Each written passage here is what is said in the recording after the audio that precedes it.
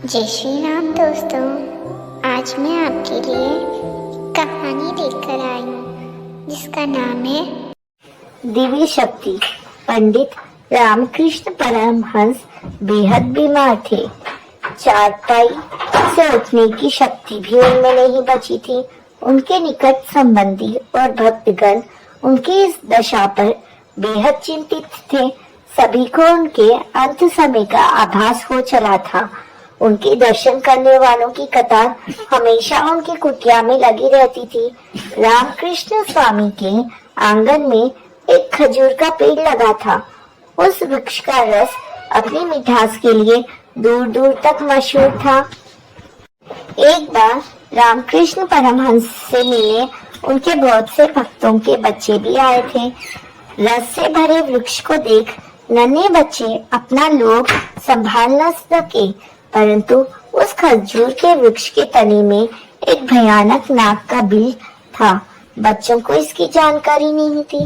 बच्चों ने वृक्ष पर चढ़ने की योजना बनाई। रस पीने से पहले वे तालाब में नहाने गए।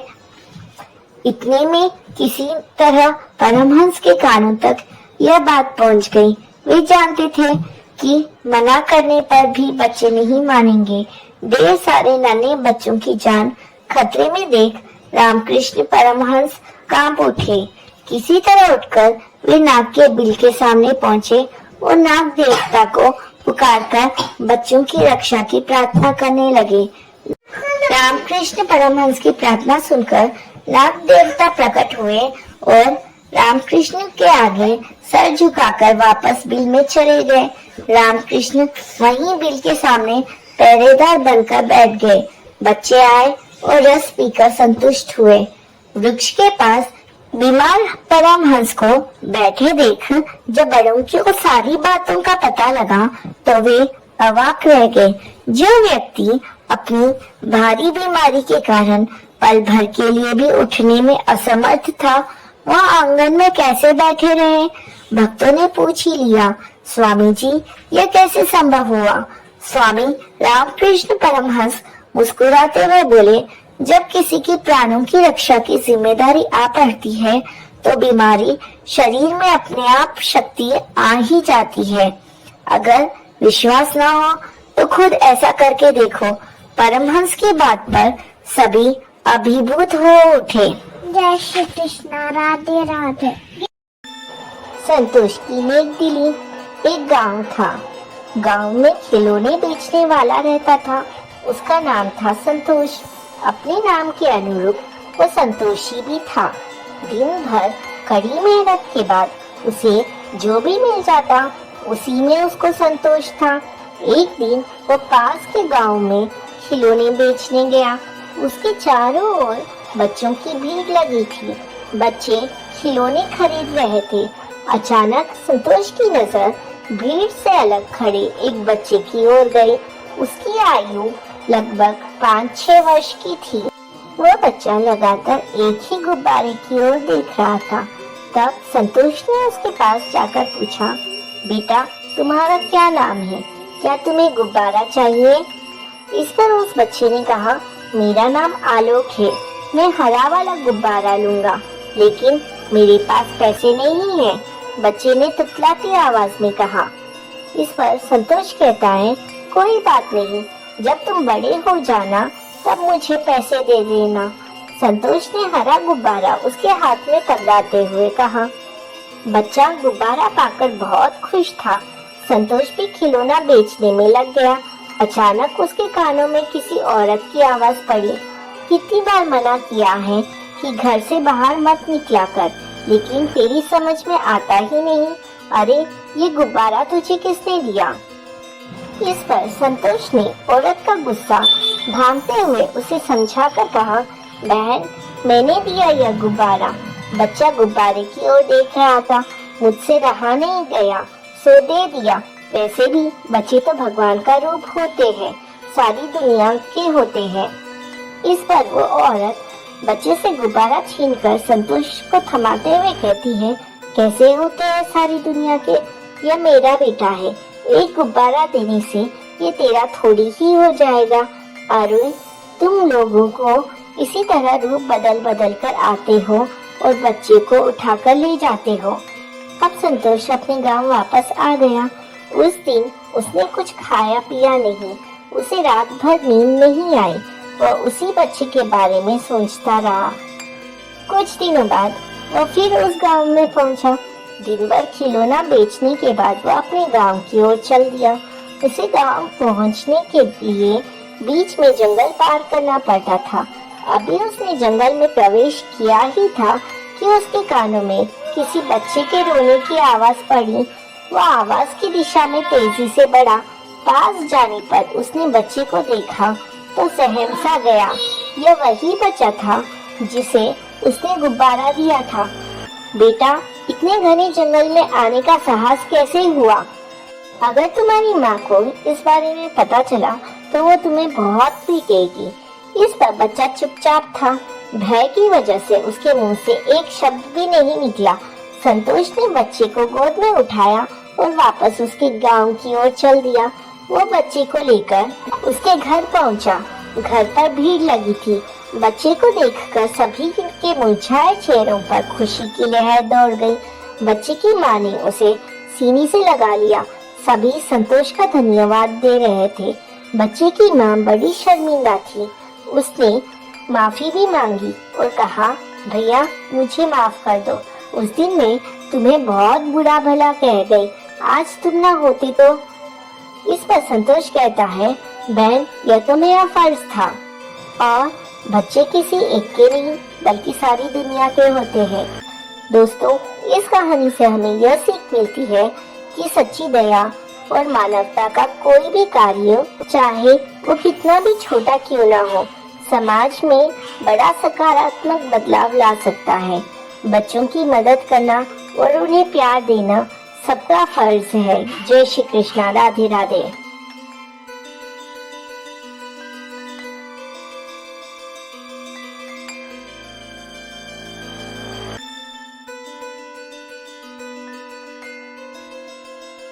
एक जंगल में एक शेर रहता था। उस शेर का एक दोस्त था चूहा। एक बार शेर जंगल में एक पेड़ के नीचे बैठकर आराम कर रहा था।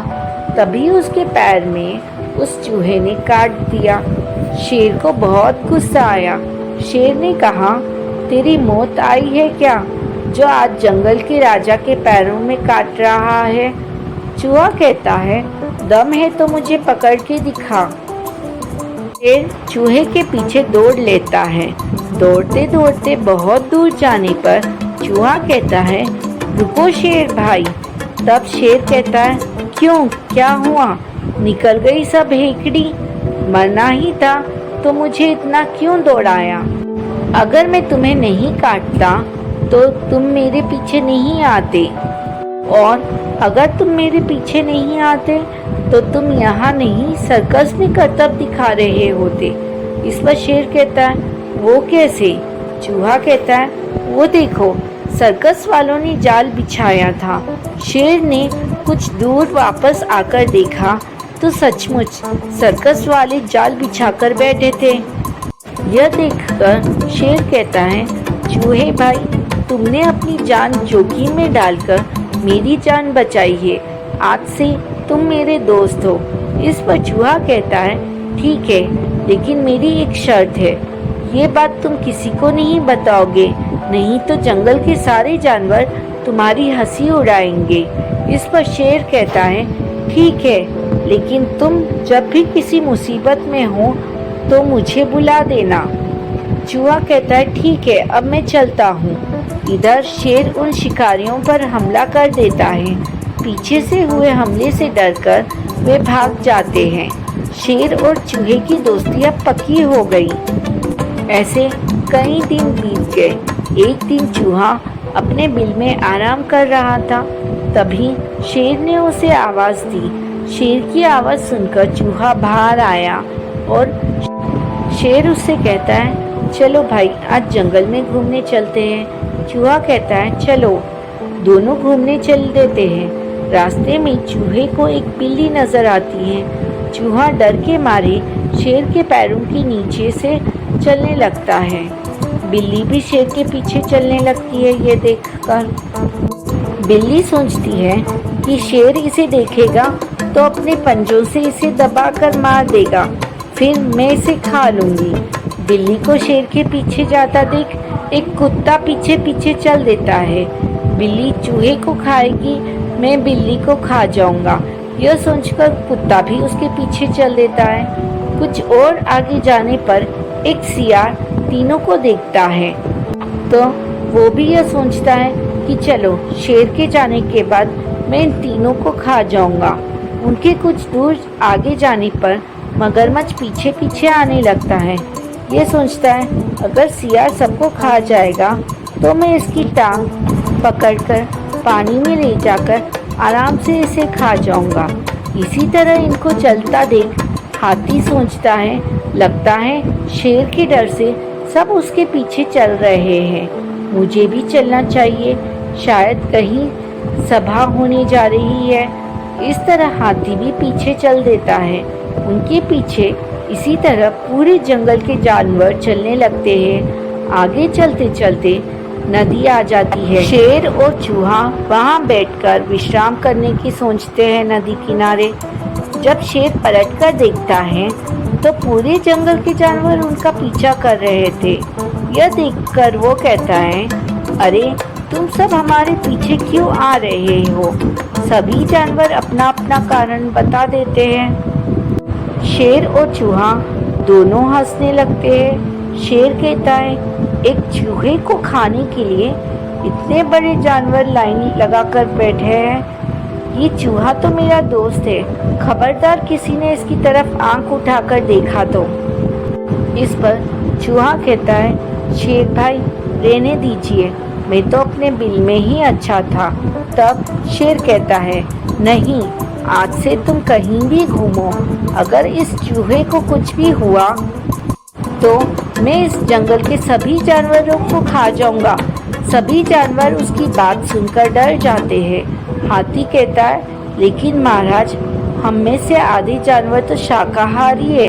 हम यह सोचकर आए थे कि आप जंगल में सभी जानवरों की सभा करने जा रहे हैं, लेकिन आप तो इस चूहे के गुणगान कर रहे हैं। शेर कहता है, सुनो, इस नन्हे से चूहे ने एक बार मेरी जान बचाई थी, इसलिए ये मेरा दोस्त है। किसी को भी छोटा नहीं समझना चाहिए। शेर की बात सुनकर सभी जंगल के जानवर चूहे की तारीफ करने लगे। इसके बाद सभी जानवरों ने मिलकर यह फैसला किया कि आज से हम सब इकट्ठे एक दूसरे की मदद करेंगे और कोई भी किसी को भी नुकसान नहीं पहुंचाएगा। एक पहाड़ी के नीचे रामगढ़ नाम का एक गांव था। गांव के सारे जानवर हरी घास खाने के लिए सुबह उसी पहाड़ी के ऊपर बसे जंगल में जाते थे और शाम होते होते घर वापस आ जाते थे।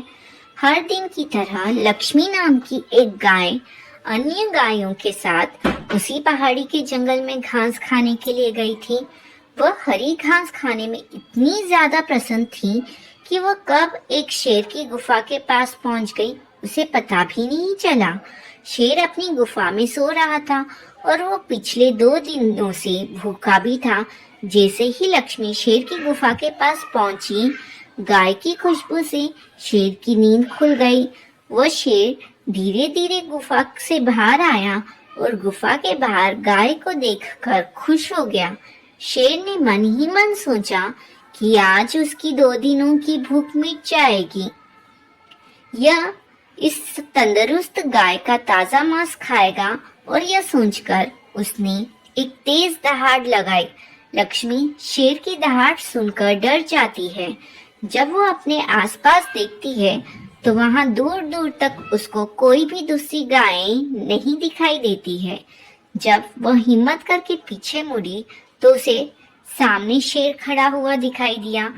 उस शेर ने लक्ष्मी को देखकर फिर से दहाड़ लगाई और लक्ष्मी से कहा, मुझे 2 दिनों से कोई शिकार नहीं मिल रहा था, मैं भूखा था, शायद इसलिए भगवान ने मेरा पेट भरने के लिए तुझे मेरे यहाँ पर भेजा है। आज मैं तुझे खाकर ही अपनी भूख मिटा लूंगा। शेर की बात सुनकर लक्ष्मी डर जाती है। वो रोते हुए शेर से कहती है, मुझे जाने दो, मुझे मत खाओ। मेरा एक छोटा बच्चा है जो अभी सिर्फ मेरा ही दूध पीता है और उसे घास खाना अभी तक नहीं आया है। लक्ष्मी की बात सुनकर शेर हंसते हुए कहता है, तो क्या मैं अपने हाथ में आए शिकार को ऐसे ही जाने दूं? मैं तो आज तुझे खाकर अपनी 2 दिनों की भूख मिटाऊंगा। शेर के ऐसा कहने पर लक्ष्मी उसके सामने रोने लगी और विनती करते हुए कहती है कि आज मुझे जाने दो, मैं आज अपने बछड़े को आखिरी बार दूध पिला दूंगी और उसे बहुत सारा प्यार करके कल सुबह होते ही मैं तुम्हारे पास आ जाऊंगी। फिर तुम मुझे खा लेना और अपना भूखा पेट भर लेना। शेर लक्ष्मी की यह बात मान लेता है और धमकी देते हुए कहता है कि अगर कल तू नहीं आई तो मैं तेरे गांव आऊंगा, फिर तुझे और तेरे बेटी दोनों को खा जाऊंगा। लक्ष्मी शेर की यह बात सुनकर खुश हो जाती है और शेर को अपना वचन देकर गांव वापस चली जाती है। वहां से वो सीधे अपने बछड़े के पास जाती है, उसे दूध पिलाती है और बहुत सारा प्यार करती है। फिर बछड़े को शेर के साथ हुई सारी घटना बताती है और कहती है कि उसे अब अपना ख्याल खुद ही रखना होगा। वह कल सुबह होते ही अपना वचन पूरा करने के लिए शेर के पास चली जाएगी। अपनी माँ की बातें सुनकर बछड़ा रोने लगता है। दूसरे दिन सुबह होते ही लक्ष्मी जंगल की तरफ निकल जाती है और शेर की गुफा के सामने पहुंचकर शेर से कहती है, अपने वचन के अनुसार मैं तुम्हारे पास आ गई हूँ, अब तुम मुझे खा सकते हो। गाय की आवाज सुनकर शेर अपनी गुफा से बाहर आता है और भगवान के अवतार में प्रकट होते हैं। वह लक्ष्मी से कहते हैं, मैं तो बस तुम्हारी परीक्षा ले रहा था, तुम अपने वचन की पक्की हो, मैं इससे बहुत प्रसन्न हुआ। तुम अब अपने घर और बछड़े के पास वापस जा सकती हो। इसके बाद वे उस गाय को गौ माता होने का वरदान भी देते हैं और उसी दिन के बाद से सभी गायों को गौ माता कहना शुरू कर देते हैं। दोस्तों, इस कहानी से हमें यह सीख मिलती है कि हमें जान की बाजी लगाते हुए भी अपने दिए हुए वचन को पूरा करना चाहिए। यही हमारे दृढ़ व्यक्तित्व को दर्शाता है। एक घने जंगल में एक पेड़ पर मुर्गा रहा करता था। वो रोज सुबह सूरज निकलने से पहले उठ जाता था। उठने के बाद वो जंगल में दाना पानी चुगने के लिए चला जाता था और शाम होने से पहले वापस लौट आता था। उसी जंगल में एक चालाक लोमड़ी भी रहती थी। वो रोज मुर्गे को देखती और सोचती, कितना बढ़िया और बड़ा मुर्गा है, अगर यह मेरे हाथ लग जाए तो कितना स्वादिष्ट भोजन बन सकता है। लेकिन मुर्गा कभी भी उस लोमड़ी के हाथ नहीं आता था। एक दिन मुर्गे को पकड़ने के लिए लोमड़ी ने एक तरकीब निकाली। वो उस पेड़ के पास गई जहाँ मुर्गा रहता था और कहने लगी, अरे ओ मुर्गे भाई, क्या तुम्हें खुशखबरी मिली? जंगल के राजा और हमारे बड़ों ने मिलकर सारे लड़ाई झगड़े खत्म करने का फैसला किया है। आज से कोई भी जानवर किसी दूसरे जानवर को नुकसान नहीं पहुंचाएगा। इसी बात पर आओ, नीचे आओ, हम गले लगकर एक दूसरे को बधाई दें। लोमड़ी की यह बात सुनकर मुर्गे ने मुस्कुराते हुए उसकी तरफ देखा और कहा, अरे वाह लोमड़ी बहन, ये तो बहुत अच्छी खबर है। पीछे देखो, शायद इसलिए हमसे मिलने हमारे कुछ और दोस्त भी आ रहे हैं। लोमड़ी ने हैरान होकर पूछा, दोस्त? कौन दोस्त? मुर्गे ने कहा, अरे वो शिकारी कुत्ते, वो भी अब हमारे दोस्त हैं ना। कुत्तों का नाम सुनते ही लोमड़ी ने ना आव देखा न ताक और उनके आने की उल्टी दिशा में दौड़ पड़ी। मुर्गे ने हंसते हुए लोमड़ी से कहा, अरे अरे लोमड़ी बहन, कहाँ भाग रही हो? अब तो हम सब दोस्त हैं ना। हाँ हाँ, दोस्त तो है, लेकिन शायद शिकारी कुत्तों को अभी तक यह खबर नहीं मिली है यह कहते हुए लोमड़ी वहां से भाग निकली और मुर्गी की सूझबूझ की वजह से उसकी जान बच गई। बच्चों, चतुर मुर्गा और चालाक लोमड़ी की कहानी से हमें यह शिक्षा मिलती है कि किसी भी बात पर आसानी से विश्वास नहीं करना चाहिए और चालाक लोगों से हमेशा सावधान रहना चाहिए। एक बार की बात है, किसी नगर में हरिदत्त नाम का एक ब्राह्मण रहता था। उसके पास खेत थे, लेकिन उनमें ज्यादा पैदावार नहीं होती थी। एक दिन हरिदत्त अपने खेत में एक पेड़ के नीचे सोया हुआ था। जैसे ही हरिदत्त की आंख खुली, उसने देखा कि एक सांप अपना फन फैलाए हुए बैठा है। ब्राह्मण को एहसास हुआ कि यह कोई साधारण सांप नहीं है, बल्कि कोई देवता है। ब्राह्मण ने निर्णय लिया कि वह आज से इस देवता की पूजा करेगा। हरिदत्त उठा और कहीं से जाकर दूध ले आया। उसने मिट्टी के बर्तन में सांप को दूध पिलाया। दूध पिलाते समय हरिदत्त ने सांप से क्षमा मांगते हुए कहा, हे देव, मैं आज तक आपको साधारण सांप समझता रहा, मुझे माफ कर दीजिए। अपनी कृपा दृष्टि से मुझे बहुत सारा धन धान्य प्रदान करे प्रभु। ऐसा कहकर हरिदत्त अपने घर वापस आ गया। अगले दिन जब वो अपने खेत पहुंचा तो उसने देखा कि जिस बर्तन में उसने कल सांप को दूध पिलाया था, उसमें एक सोने का सिक्का पड़ा हुआ है। हरिदत्त ने वो सिक्का उठा लिया। अब हरिदत्त रोज सांप की पूजा करने लगा और सांप रोज उसे एक सोने का सिक्का देने लगा। कुछ दिन बाद हरिदत्त को दूर किसी देश जाना पड़ा, तो उसने अपने बेटे से कहा, तुम खेत में जाकर सांप देवता को दूध पिलाना। अपने पिता की आज्ञा से हरिदत्त का बेटा खेत में गया और सांप के बर्तन में दूध रखाया। अगली सुबह जब वह सांप को दूध पिलाने गया तो उसने देखा कि वहाँ सोने का एक सिक्का रखा है। हरिदत्त के बेटे ने वो सोने का सिक्का उठा लिया और मन ही मन सोचने लगा कि जरूर इस सांप के बिल में सोने का भंडार है।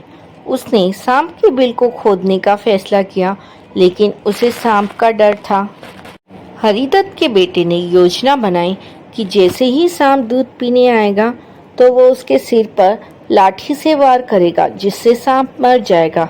सांप के मरने के बाद मैं तसल्ली से बिल खोदूंगा और उसमें सोना निकाल कर अमीर आदमी बन जाऊंगा। लड़के ने अगले दिन ऐसा ही किया, लेकिन जैसे ही उसने सांप के सिर पर लाठी मारी तो वो मरा नहीं, बल्कि गुस्से में भर उठा। सांप ने क्रोध में लड़के के पैर में अपने विष भरे दांत से काटा और लड़के की उसी समय मौत हो गई।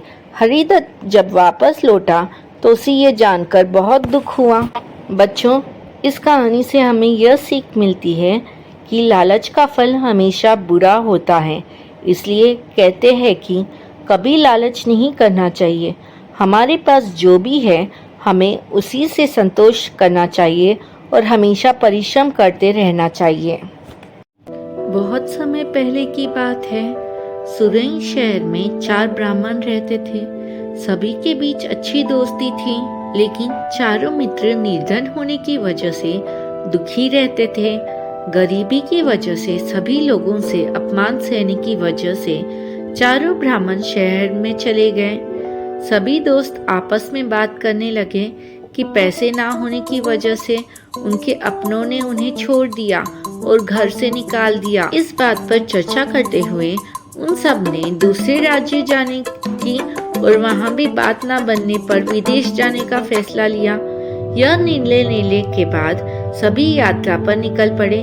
चलते चलते उन्हें बहुत प्यास लगने लगी, तो वह पास ही शिप्रा नदी में जाकर पानी पीने लगे। पानी पीने के बाद सभी नदी में नहाए और आगे की ओर निकल पड़े। कुछ दूर चलने पर उन्हें एक जटाधारी योगी दिखा। ब्राह्मण को यूं यात्रा करते हुए देखकर योगी ने उन्हें अपने आश्रम आकर थोड़ी देर आराम करने और कुछ खाने का न्योता दिया। ब्राह्मण खुश होकर योगी के आश्रम चले गए। वहां उनके आराम करने के बाद योगी ने ब्राह्मणों से उनकी यात्रा का कारण पूछा। ब्राह्मण ने अपने पूरी कहानी सुना दी और कहा कि योगी महाराज गरीबों का कोई नहीं होता, इसलिए वो तीनों धन कमाकर बलवान बनना चाहते हैं। उनका निश्चय देखकर योगी भैरवनाथ बहुत खुश हुए। तब ब्राह्मणों ने उनसे धन कमाने का कोई रास्ता दिखाने का आग्रह किया। योगी के पास तप का बल था, जिसका इस्तेमाल करके उसने एक दिव्य दीपक उत्पन्न किया। भैरवनाथ ने उन ब्राह्मणों को हाथ में दीपक लेकर हिमालय पर्वत की ओर बढ़ने को कहा। योगी भैरवनाथ ने बताया, हिमालय की तरफ जाते समय यह दीपक जिस जगह गिरेगा तुम वहां खुदाई करना, वहां तुम्हें बहुत धन मिलेगा। खुदाई के बाद जो भी मिलेगा उसे लेकर घर लौट जाना। हाथ में दीपक लेकर सभी ब्राह्मण योगी के कहे अनुसार हिमालय की ओर निकल पड़े। बहुत दूर निकलने के बाद एक जगह दीपक गिर गया। वहां ब्राह्मणों ने खुदाई शुरू कर दी। खोदते खोदते उन्हें उस जमीन में तांबे की खान मिली। तांबे की खान देखकर ब्राह्मण बहुत खुश हुए। तभी एक ब्राह्मण ने कहा, हमारी गरीबी मिटाने के लिए यह तांबे की खान काफी नहीं है। अगर यहाँ तांबा है तो आगे और बहुत कीमती खजाना होगा। उस ब्राह्मण की बात सुनकर उसके साथ दो ब्राह्मण आगे बढ़ गए और एक ब्राह्मण उस खान से तांबा लेकर घर लौट गया। आगे चलते चलते फिर एक जगह दीपक गिर गया। वहाँ खुदाई करने पर चांदी की खान मिली। यह खान देखकर तीनों ब्राह्मण खुश हुए। फिर एक ब्राह्मण तेजी से उस खान से चांदी निकालने लगा, लेकिन तभी एक ब्राह्मण ने कहा, आगे और कोई कीमती खान हो सकती है। यह सोचकर तीन ब्राह्मणों में से दो ब्राह्मण आगे निकल गए और एक ब्राह्मण उस चांदी की खान को लेकर घर लौट गया। फिर आगे चलते चलते एक जगह दीपक गिरा जहाँ सोने की खान थी। सोने की खान देखने के बाद भी दो ब्राह्मणों में से एक ब्राह्मण के मन का लोभ खत्म नहीं हुआ। उसने दूसरे ब्राह्मण से आगे की ओर चलने को कहा, लेकिन उसने मना कर दिया। गुस्से में लोभी ब्राह्मण ने कहा, पहले तांबे की खान मिली, फिर चांदी की और अब सोने की। सोचो आगे और कितना कीमती खजाना होगा। उस लोभी ब्राह्मण की बात को अनसुना करते हुए उस ब्राह्मण ने सोने की खान को निकाला और कहा, तुम्हें आगे जाना है तो जाओ, लेकिन मेरे लिए यह काफी है। इतना कहकर वो सोना लेकर घर चला गया। वो लोभी ब्राह्मण दीपक हाथ में लेकर आगे चलने लगा। आगे का रास्ता बहुत कांटों भरा था। कांटों भरा रास्ता खत्म होने के बाद बर्फीला रास्ता शुरू हो गया। कांटों से शरीर खून से लथपथ हो गया और बर्फ की वजह से वो ठंड से ठिठुरने लगा। फिर भी अपनी जान को दांव पर लगाकर वह आगे बढ़ता रहा। बहुत दूर चलने के बाद उस लोभी ब्राह्मण को एक युवक दिखा, जिसके मस्तिष्क पर चक्र घूम रहा था।